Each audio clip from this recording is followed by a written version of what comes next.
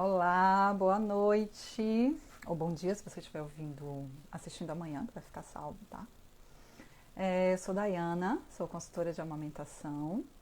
Essa aqui é a Gotas de GNH. Vai ser uma nova série de lives. Eu vou fazer toda terça-feira, nesse horário. Então já salvem aí, já informem para as pessoas que vai estar rolando aqui. Porque me deu essa vontade agora. Eu estava relembrando lá na página, aqui na página, né, nos stories, uma época em que eu divulgava muita informação, muito conteúdo, desde quando eu era tentante até, né, o período de gestação. E agora eu decidi fazer isso de forma mais consistente aqui com a amamentação, com essa série, né? Então, pode avisar para as pessoas, pode convidar as gestantes, convidar as puérperas para estarem aqui comigo todas as terças-feiras. Eu vou tentar consolidar o assunto no tempo, né? Mas assim, que dê pra gente fazer perguntas no final. Não sei como é que vai ser, vou sentir aqui hoje. E aí a gente vai ter um período também de perguntas e respostas no final, tá bom? Então, gente, assim, qual é o objetivo de fazer essas lives? Eu acredito realmente que informação é poder, saber é poder, né? Então, assim, a gente precisa ter autonomia e autonomia vem a partir de informação. Autonomia vem, a gente só faz escolhas autônomas se a gente tem informações corretas, informações, enfim, baseadas, né, em fatos reais, baseadas em ciência, de preferência, mas, enfim, que tenha algum fundamento, né, nas informações para que você possa tomar a decisão baseada naquilo. Então, a gente tenta, né, dentro da amamentação, seguir isso, né? Hoje a gente tem muitas pesquisas e a gente não tem por que não seguir as pesquisas, né? Tudo que é colocado.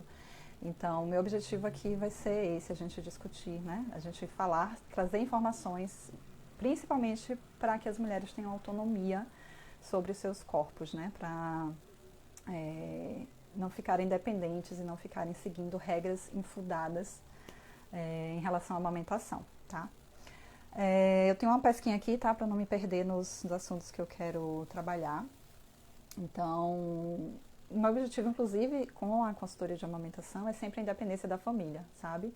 Eu sou uma consultora que adoro trabalhar de forma preventiva, então as consultas pré-natais são a minha grande paixão. Por quê? Porque eu acho que com as informações as famílias ficam muito mais independentes e muito mais capazes de questionar informações futuras, né? Então, o meu objetivo sempre foi esse. Eu tive um puerpério muito difícil e hoje a minha alegria é fazer com que as famílias passem pelos desafios que são inerentes ao puerpério, que isso não tem como fugir, mas que não passem por desafios adicionais por não terem as informações corretas, que às vezes são pequenas coisas. Hoje vocês vão entender aqui.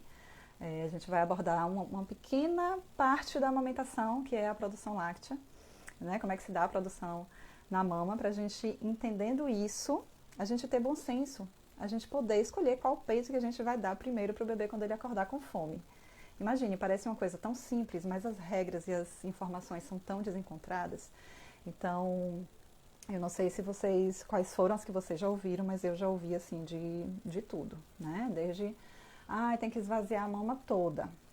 Mas ao mesmo tempo nos dizem que a mama é uma fábrica que está em produção constante.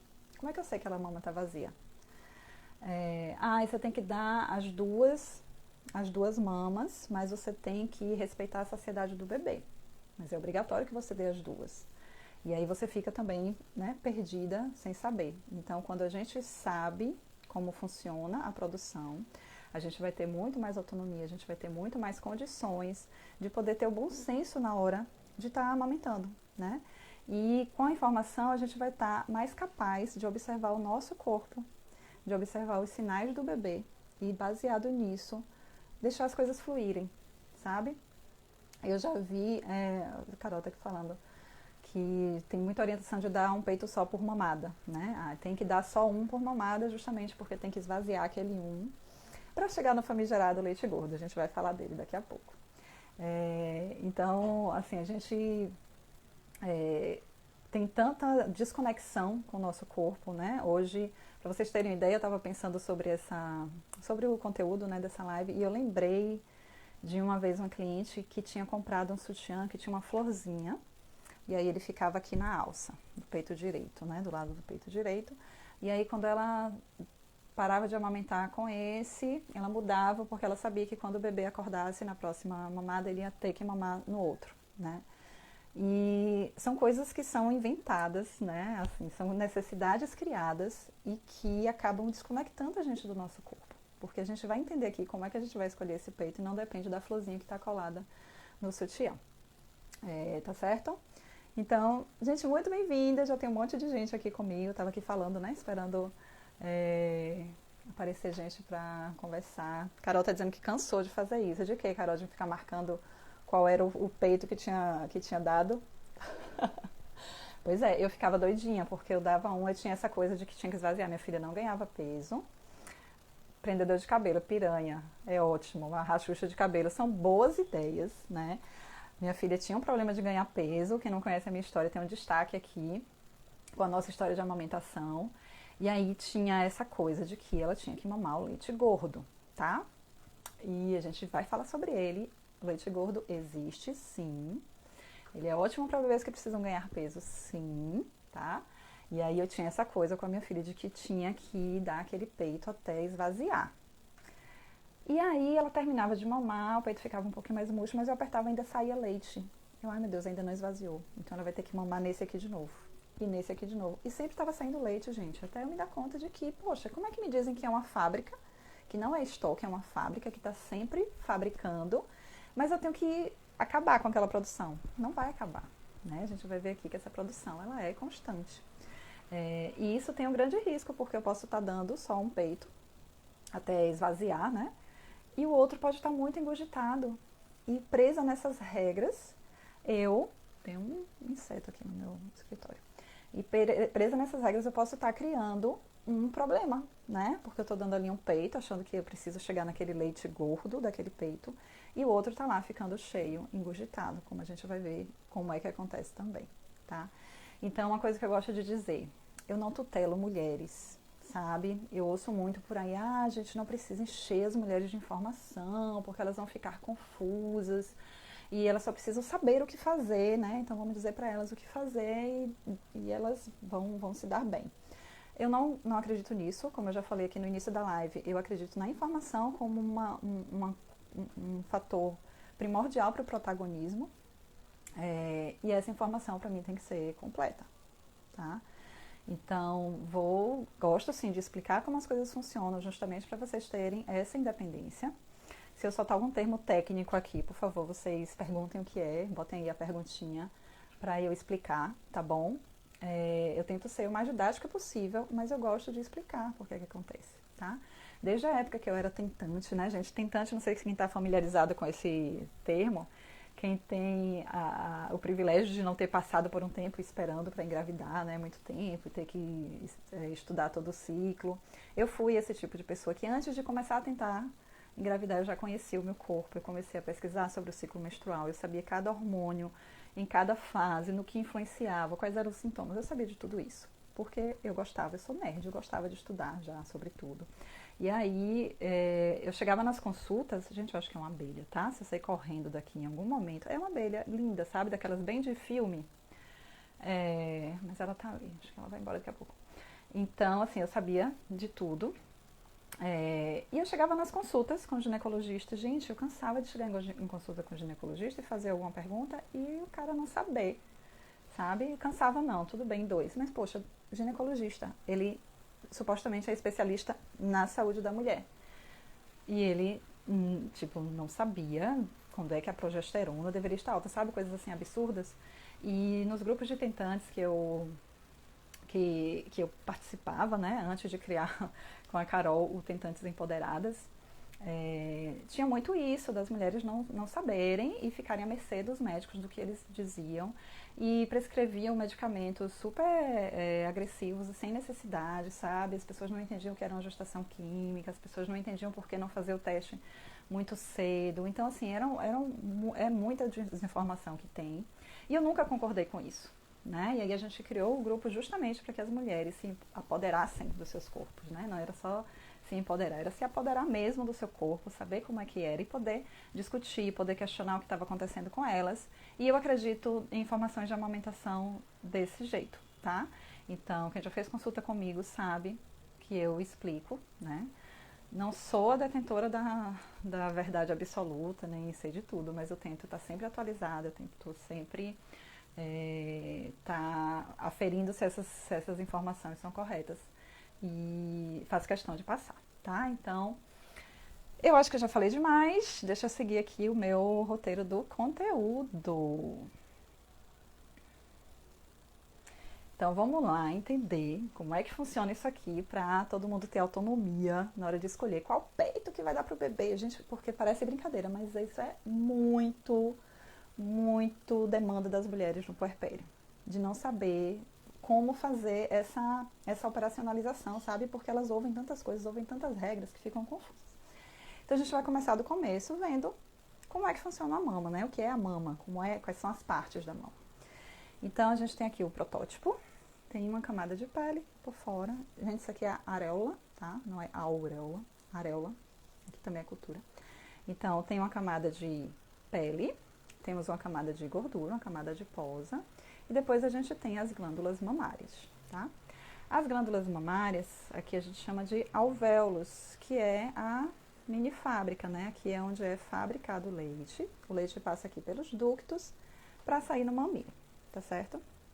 Isso aqui realmente é uma fábrica. Eu acho que é a melhor metáfora que a gente pode ter. O peito, ele é uma fábrica. Ele não deve ser um estoque de leite. Às vezes até estoca. A gente sabe quando o peito tá mais cheio. Mas ele é projetado para ser uma fábrica, tá? Como é que acontece? O bebê começou a sugar aqui, ou a gente dá qualquer estímulo, com a bomba, ou com o manual, como for. Sistema nervoso, informação, vem para a hipófise, no cérebro, que ali comanda, né, os hormônios. Sobe a prolactina, começa a produção de leite. Isso aqui é imediato, tá? Estímulo, resposta aqui, produção de leite, tá bom? Sempre vai ter leite, sempre vai ter leite. Se tiver o estímulo aqui, vai estar funcionando. Isso aqui a gente está falando do projeto da fábrica, tá, gente? A gente sabe que quando a fábrica, quando vai ser construída mesmo, as fábricas vão ser diferentes, vão funcionar de forma diferente. Tem gente que tem menos glândula, tem gente que tem mais glândula, tem gente que tem alguma questão anatômica, tem gente que tem alguma questão na hipófise. A gente está falando aqui do projeto da fábrica, de como ele deve funcionar e como funciona para a maioria das mulheres, tá?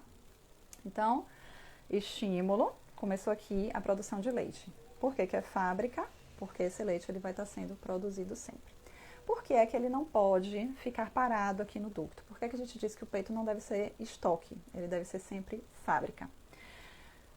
O peito, quando fica parado aqui, ele enche esse ducto, né? Esse ducto cheio, ele vai se sentir pressionado, né? Vai sofrer uma pressão. E ação-reação, essa pressão vai voltar para o leite. Essa pressão no leite faz uma alteração das moléculas, esse leite fica mais viscoso. É o que a gente chama, o leite está empedrando, o leite está mais viscoso. O leite viscoso tem mais dificuldade de sair. Então, a gente entende que esse peito, esse leite, nunca deve ficar muito tempo parado aqui nos ductos. A orientação é, começou a ficar o peito muito cheio, tá sentindo o peito cheio, tá vendo que ele tá ficando, né, parado aqui por um tempo, massageia, gente, movimenta esse peito, tá? Não deixa esse peito ali parado com esse leite parado ali nos ductos, isso aqui principalmente no comecinho, tá? Depois a fábrica entra ali num funcionamento perfeito e para de ficar cheio fora da hora, para de estocar fora de hora, tá? Mas enquanto ainda não tá regularizando, pode acontecer esse estoque, a gente precisa cuidar para esse leite não ficar parado e não ficar empedrado, né? Não ficar esse leite mais viscoso e empedrado. O que é que acontece? O que é que regula isso aqui, essa produção, né? Quanto mais a gente esvazia essa mama, quanto mais o leite sai, mais ela vai produzir. Por quê? Porque ela vai estar entendendo que está sendo necessário aquele leite, né? Pense numa fábrica que ela vai atender a demanda. Ela tem ali uma capacidade instalada, mas ela vai produzir de acordo com o que as pessoas estão comprando da sua produção, né? O que as pessoas estão levando. Então, isso aqui, como uma fábrica perfeita, ela regula essa produção. Quando o leite está cheio, tem uma coisinha no leite chamado fator de inibição da lactação. O que é que ele faz? Inibe a produção de leite quando o peito está cheio, porque a gente não ia querer um peito que estourasse, né? Então tá muito cheio, esse fio, né, tá presente, a produção tá parada, né? Não vai continuar. Quando esse peito é esvaziado, sai esse fator ali que regula, então é um aviso para o cérebro de que ele precisa produzir mais. Então, quando a gente amamenta o bebê em livre demanda, que vai ser tema de outra live, a gente tem essa regulagem perfeita, tá? Tá aqui produzindo, tá saindo esse leite e vai produzir mais. Se esse leite está parado aqui, o bebê não está tomando o leite todo que está sendo produzido, essa produção vai reduzindo e isso vai se regulando. Gente, tá dando para entender? Me digam aí. Como eu tô com muito tempo, eu tô tentando falar bem devagar, mas eu geralmente sou um trator assim para falar. Então me deem um feedback aí, se tá dando para acompanhar, se tá tudo bem. Alguém, fale comigo. E aí, assim, em relação a isso aqui, obrigada, Lari. Então, em relação a isso aqui, né, quanto mais produz, quanto mais você tira, mais ele produz, a gente entende que essa produção, para ficar regulada na necessidade do bebê, ela tem que estar sendo estimulada. Então, amamentar em livre demanda. Por outro lado, a gente não pode hiperestimular essa mama. Então, a gente não pode ficar, por exemplo, fazendo um estímulo além do bebê. Então, fazendo ordenhas frequentes, a não ser que você vá fazer a doação do leite. Então, você vai estar ordenhando e esse leite vai estar sendo doado, ele não vai estar com produção extra. Mas, por outro lado, a gente precisa sempre estar mantendo esse equilíbrio. Não deixar o peito muito cheio, para não engurgitar, mas também não tirar com outras coisas que não seja o bebê. Então, não fazer ordenhas extras, para não estimular ainda mais. A gente quer que a regulagem seja fina e seja perfeita, tá certo? Isso aqui a gente falou da produção em geral. O bebê sugou, vai acontecer desse jeito, tá? Sobe a prolactina, vai acontecer a produção. Só que tem um outro hormônio que é super importante, né, nesse processo todo, que é a nossa amada ocitocina. Então, todo mundo já ouviu falar da ocitocina como hormônio do amor.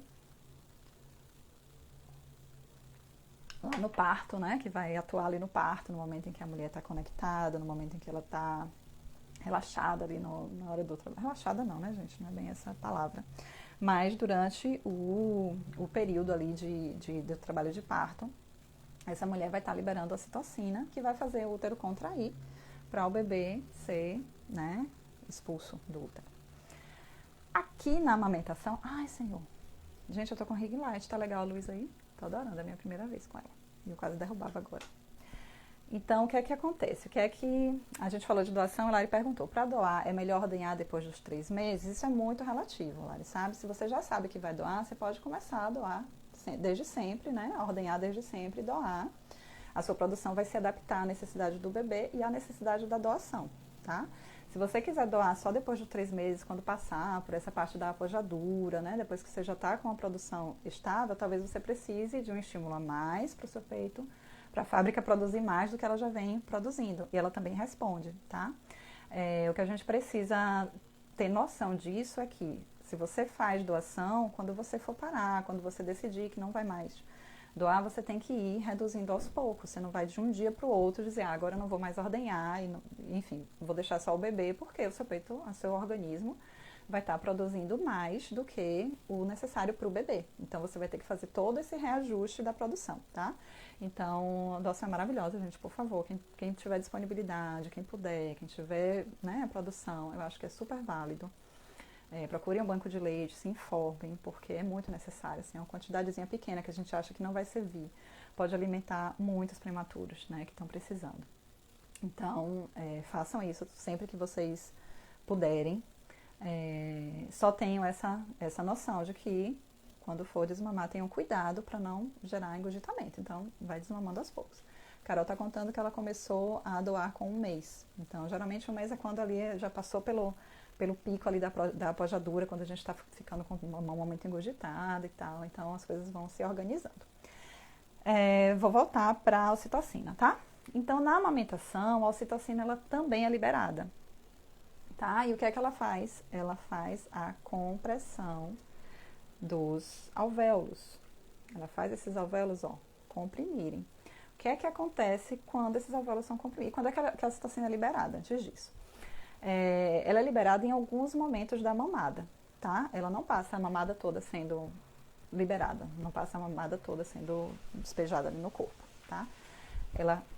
A ocitocina ela vem em reflexos. Então você tem um reflexo de ocitocina, tem a contração aqui dos alvéolos, esse leite vai ser bombeado, é aquela hora que sai mais jatinhos, tem bebês que não gostam, quando está muito forte, eles saem, tomam uma chuveirada de leite, porque esse leite está sendo ejetado através da ação da ocitocina aqui da mama, tá?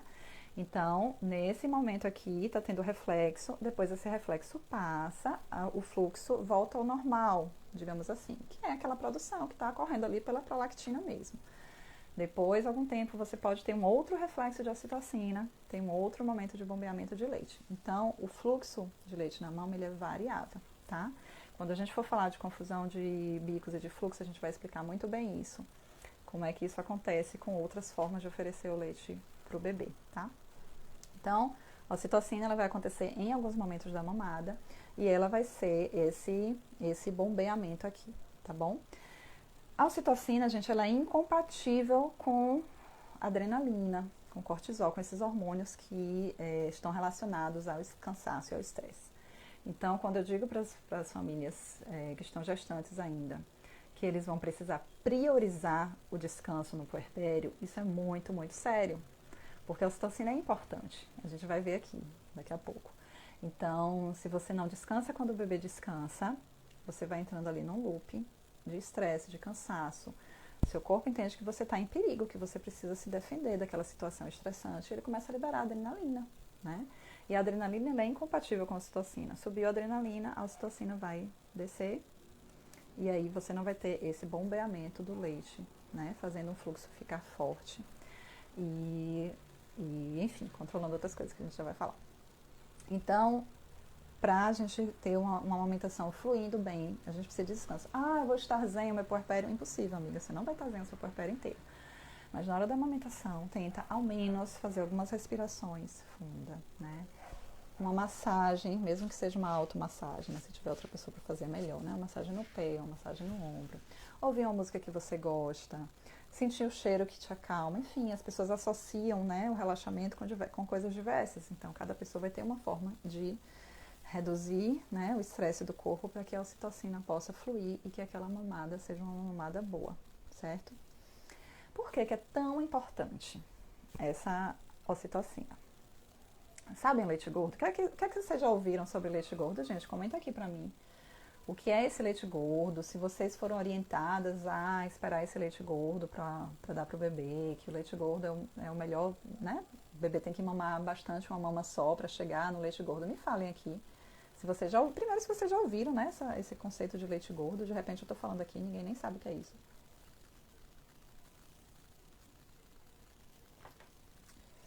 Nunca ouviu falar de leite gordo? Ai, que coisa boa. Você é gestante? Me conte aí. Akiri, você é gestante ou você já amamentou e nunca ouviu falar de leite gordo. Lá diz que é ele que engorda. Ok. Ana Lu dizendo que o leite posterior é o mais calórico. Certo. Quem mais? Camila entrou. Que só sai no final da mamada. Ok. Pronto, algumas, né, duas pessoas já falaram que é o leite do final da mamada, que é o leite posterior e que tem que mamar, né, pra sempre até engordar, até que chegar até o final da mamada. Gente, vamos entender, vamos rever tudo isso que eu falei aqui, que é algo que vocês já ouvem, né, normalmente. Que o peito não é fábrica, o peito é estoque. Todo mundo já disse isso aí, todo mundo já ouviu isso, o peito não é fábrica, o peito é estoque. Isso eu não falei novidade, eu acho, pra vocês. Se foi novidade pra alguém, me avise aí. Então, o peito é uma fábrica, não é estoque. Se esse leite não está estocado, certo?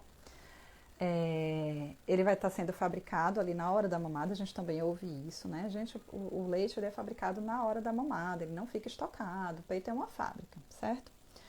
Se ele não está estocado e ele vai ser produzido ali na hora, isso quer dizer que a composição dele vai ser definida ali na hora da mamada.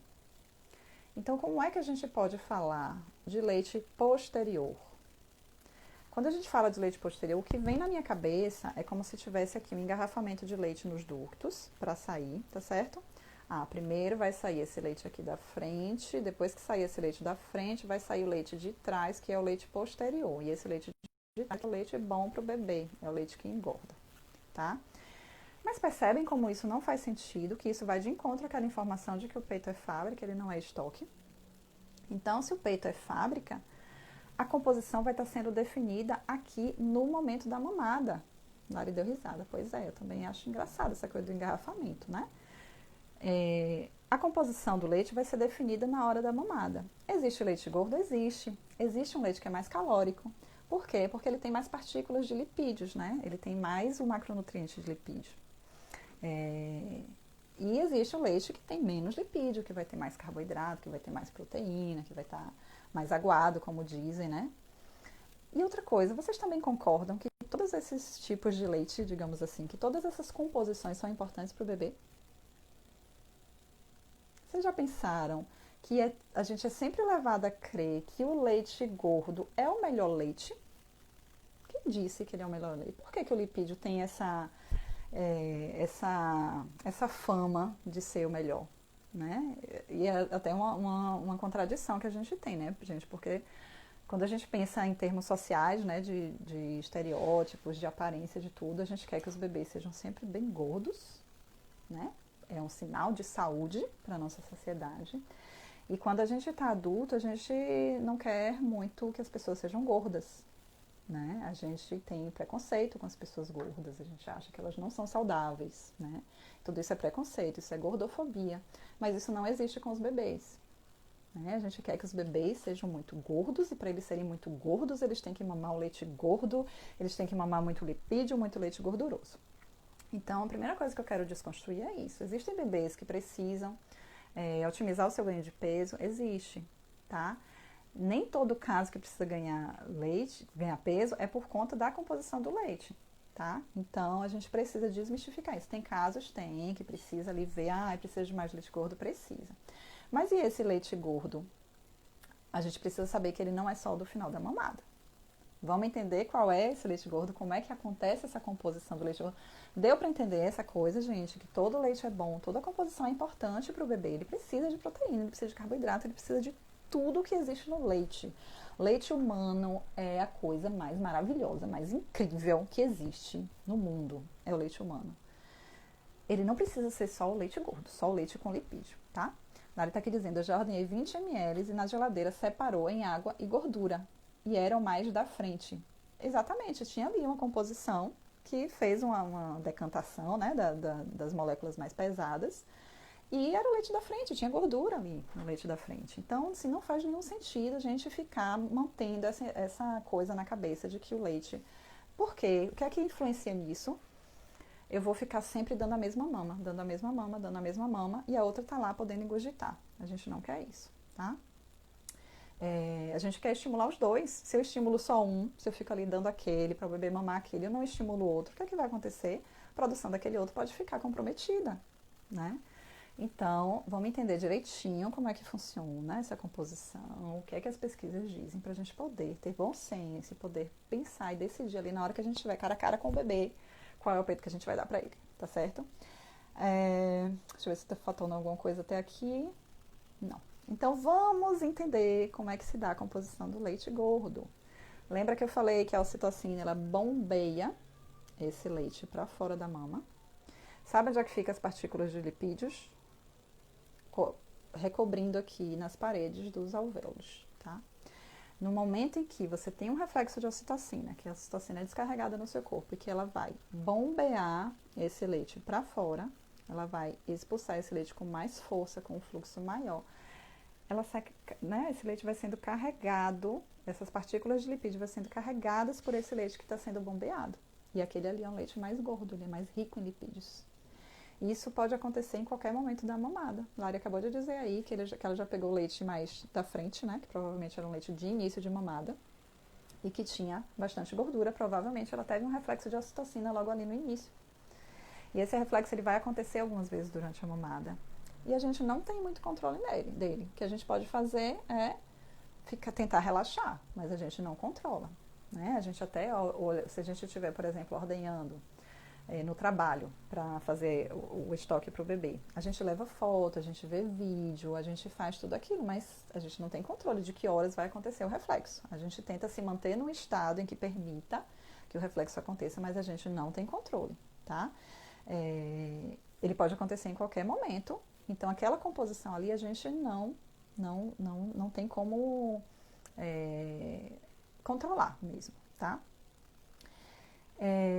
E o que é que acontece, né, no momento em que a gente sabe que todo leite é importante?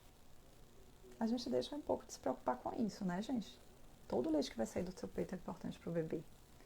Então, a gente não precisa ficar com essa preocupação de qual vai ser o leite, principalmente em bebês que não estão com nenhuma questão em relação ao peso, com nenhuma outra demanda, tá? O que é que já tem de pesquisa, o que é que tem de pesquisa sobre isso, tá? Deixa eu responder isso aqui de Ana Lu. E como equilibrar as mamadas entre os peitos para estimular corretamente ambas as mamas? Eu vou falar já, Lu, a gente vai chegar lá agora. Então, o que é que as pesquisas falam? O que é que já foi pesquisado sobre isso? Em 24 horas, os bebês vão conseguir ingerir a quantidade ideal de lipídios, de proteínas, de carboidratos. Os macronutrientes que eles precisam, eles vão conseguir ingerir em 24 horas. Não importa se uma mamada foi mais de leite gordo, não importa se foi na outra, não importa se naquela hora foi... Não importa. Em 24 horas, a maioria dos bebês consegue ingerir tudo que eles precisam para crescerem saudáveis e felizes, tá?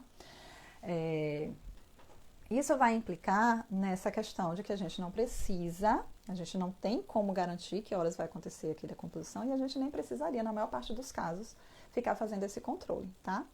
Mas o que é que a gente... E aí eu entro na resposta de Ana Lu. O que é que a gente pode controlar? O volume de ingestão do bebê. Então, eu não posso controlar a composição de cada mamada, mas eu posso fazer o manejo da amamentação de forma que o bebê ingira todo o volume que ele precisa. Se ele ingerir todo o volume que ele precisa em todas as mamadas, ele vai ter em 24 horas tudo o que ele precisa, vai crescer feliz, vai ficar todo mundo bem, tá certo? Deu pra entender isso, gente? Como é que vocês estão até aqui? Tá dando pra pegar? Teve alguma coisa que foi muito estranha, que vocês não estão acreditando muito, querem que eu explique melhor, que eu, né, dê mais detalhes? Me contem aí. Enquanto isso eu vou pescando aqui pra ver se eu deixei de falar alguma coisa pra vocês. Tudo bem, né? Me falou, tudo ótimo. Então, como é que a gente controla o volume? A gente vai fazer esse manejo. A gente sabe que bebês gostam de fluxo forte, tá? Isso aqui é uma informação. Vou fazer uma live, já tá aqui tudo anotadinho, tá, gente? Não vou ficar devendo nada. Vou fazer uma live falando sobre os bebês, comportamento dos bebês, como é que eles funcionam. E uma das coisas eles gostam de fluxo forte. Então, se você começa a mamada pela mama que está mais cheia, você já deu ali uma controlada no volume que ele vai ingerir. Ele vai ficar mais ativo naquela mamada que está com aquele fluxo mais forte, ele já vai mamar bem ali, tá?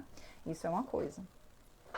Quando ele acha que, né, já forrou o estômago, o fluxo começa a reduzir porque já não está tendo a produção tão alta, né, aquela pressão ali do peito. O fluxo já está reduzido, ele começa a ficar sonolento na maior parte das vezes. Não porque ele já está satisfeito, mas porque ele já forrou o estômago e o fluxo já ficou fraco, ele está tendo que fazer muito esforço, daqui a uma hora ele acorda de novo para mamar, tá? Porque ele não estava completamente satisfeito. O que é que a gente faz para dar uma controlada nisso? A gente oferece os 2 a cada mamada. Por quê? Porque se ele pegar o segundo, é porque ainda cabe, ainda tinha ali algum espaço. Se ele não quiser mais, se ele realmente já estiver satisfeito, estiver com muito sono, ele não vai pegar aquele segundo ali e tá tudo bem, tá? Se tiver muito cheio, você faz ali uma ordem manual, dá uma aliviada, como eu falei lá no começo, para não ficar com a pressão nos ductos, tá? Mas tá tudo bem. Só que se ele mamou o primeiro, começou a ficar sonolento, a gente não dá o segundo, pode ser que ali ele pare a mamada e logo depois ele queira mais. Ele não tenha mamado tudo que ele queria, não estimulou as 2 naquela mamada, que seria o ideal, tá? Então, assim, é uma regra? Não. Mas é uma sugestão para que as coisas fluam bem. Você dá o primeiro peito que está mais cheio, o fluxo está forte. Quando o bebê desinteressou daquele, você tenta o outro para ver se ele ainda quer. Se ele quiser o outro, ótimo, porque ele vai estimular as 2, vai encher mais a barriga, vai ter mais garantia de que está mamando o máximo naquela mamada e vai estar tudo bem, e aquele outro peito não vai estar muito cheio. Se ele não quiser, ok, tá tudo bem também. Deixa eu responder aqui. Mesmo que a mesma mama fique mais cheia em 2 mamadas seguidas, mesmo assim. Então, assim, o bebê acordou, você sentiu ali, ó, apalpou a mama. Ah, essa daqui tá mais cheia, eu vou dar essa daqui.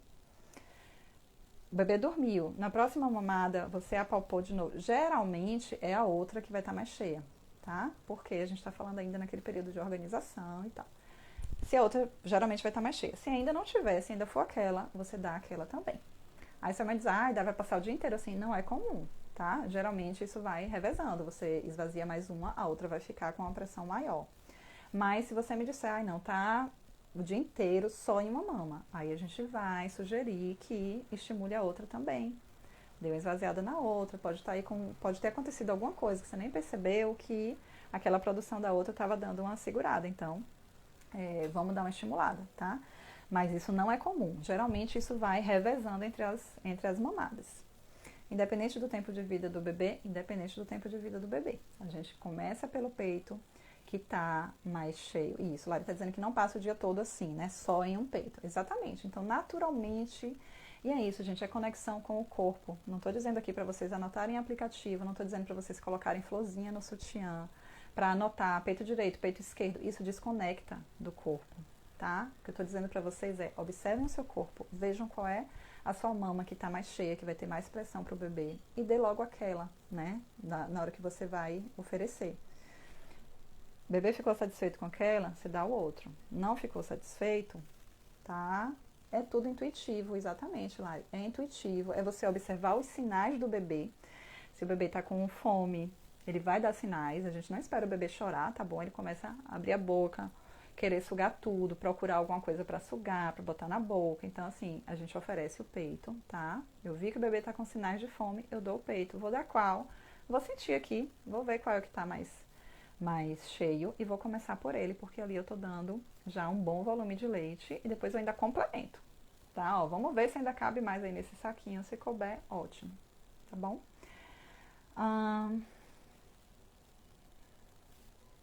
Pronto, gente, dúvidas? Preciso saber se deu para entender. Então, coisa do leite gordo. Não existe leite melhor, leite pior. Todo leite humano é ótimo para o bebê. Então, todo leite. Vamos parar com isso de que leite gordo é o leite melhor.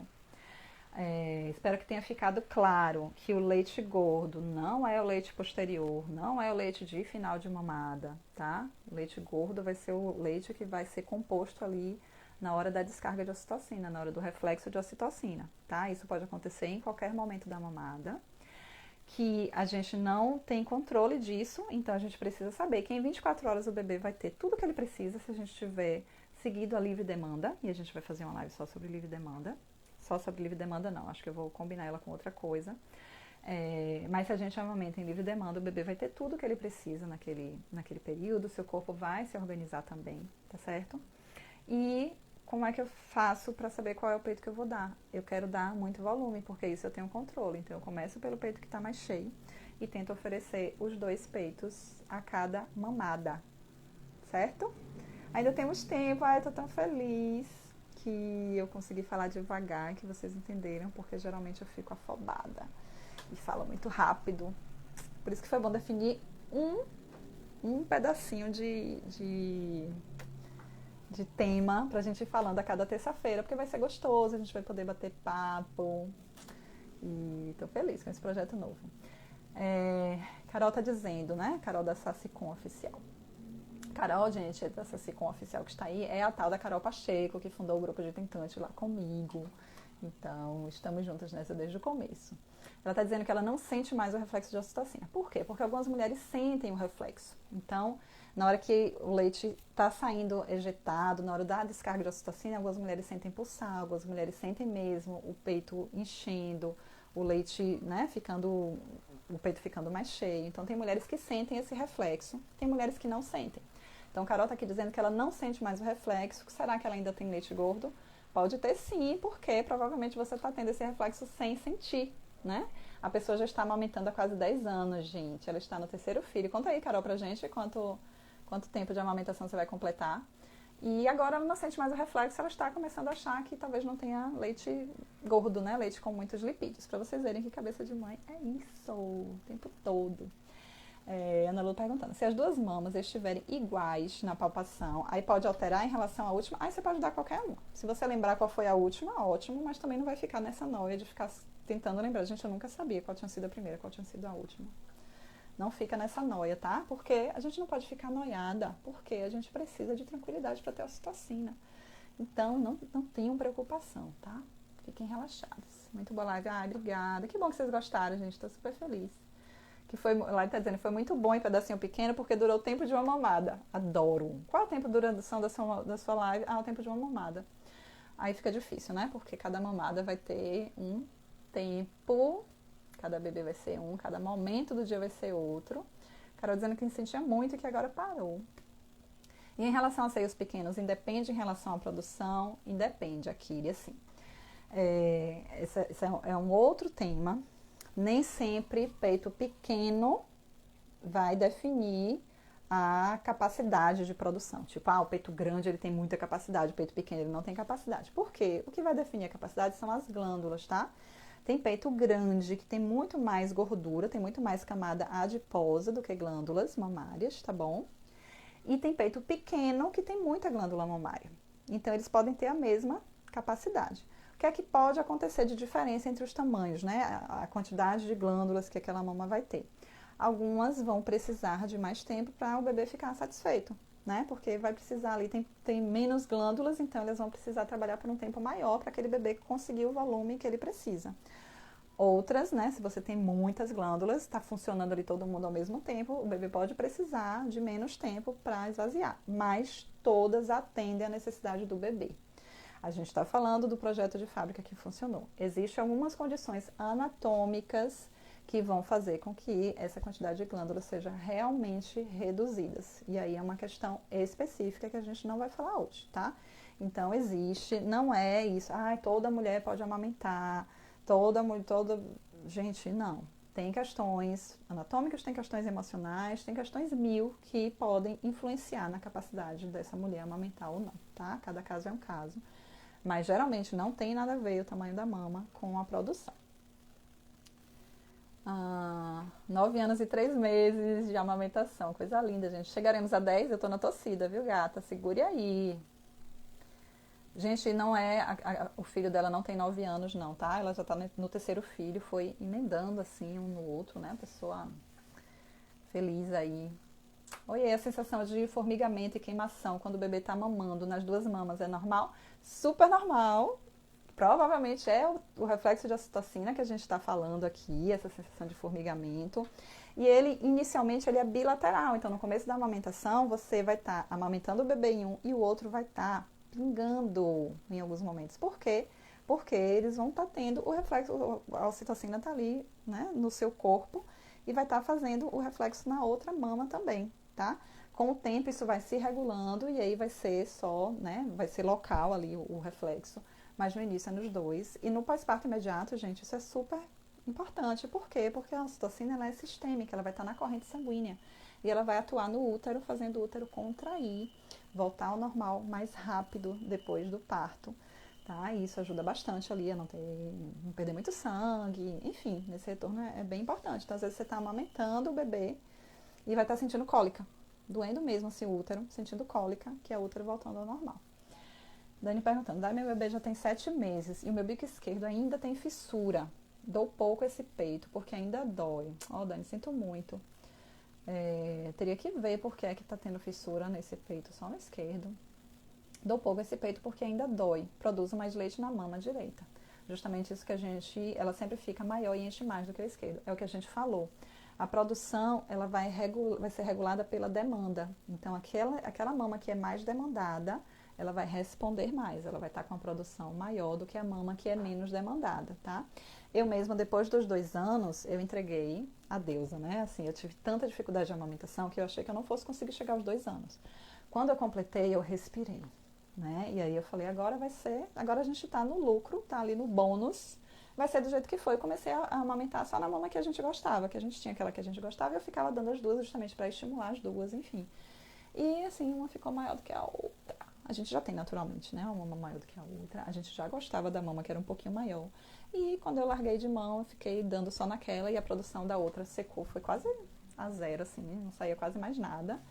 E uma continuou normal e ela ficou um pouquinho maior. Então, provavelmente foi isso que aconteceu. O Dani estava com pouco estímulo no peito que estava doendo mais. A boa notícia é que isso pode ser estimulado e revertido, tá? Ele pode voltar a produzir na mesma quantidade do que o outro. Temos audiência. Uma audiência descabelada. Só um minutinho, gente. Diga, filho. Ai, Oi. é por causa que eu encostei o dente nessa coisa que fica aqui. E quando eu fui soltar, doeu um pouco. Ai, tudo bem, depois eu olho, viu? Eu não sei se foi nessa coisa ou não. Tudo bem, mamãe já tá acabando aqui. Tchau, tchau. Te amo, tchau. Então, provavelmente foi isso, mas você pode reverter, pode estimular essa outra mama com a bombinha, com o que for, mas o interessante seria entender porque é que ainda dói. A sensação de formigamento é normal, é da ocitocina, sim, sinto a mama livre pulsar, junto com esse pulsar tem uma sensação de formigamento, isso é estímulo da ocitocina? Provavelmente. A Mariana entrou, sinto nos dois, exatamente, ele é bilateral no início, bebê com 40 dias, isso. Vamos ver mais, gente. Dani, procure um fisioterapeuta para saber o que está rolando, para estar solado com fissura. Pode ser um fono, né, para ver, né, o bebê, pode ser físio para ver a posição do bebê. Osteopata, né, fisioterapeuta, principalmente com formação em osteopatia, é muito bacana para ver o que é que está acontecendo. Pode ser o posicionamento também. Então, assim, muitas coisas podem acontecer para estar fissurando só esse lado, né, depois de tanto tempo. E é isso, gente. Vocês têm mais pergunta? A hora é agora, hein?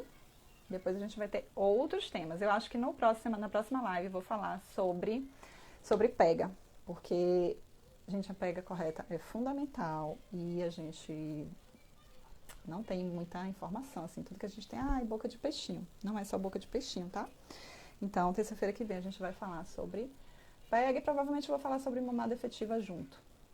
E aí a gente pode emendar com livre demanda, eu vou fazer um esquema direitinho. Ai, que bom que vocês adoraram. Compartilhem, gente, eu vou deixar salvo, tá? Então compartilhem, principalmente com quem está gestante. Eu acho tão importante que a gestante já se prepare, já tenha essas informações para se sentirem capazes. Tipo, gente, eu sei como fazer, lá eu vou saber. Obviamente a treta é outra quando o bebê chega, mas é importante a gente se sentir capaz, né, de amamentar. Então divulguem aí com as gestantes, com as puérperas.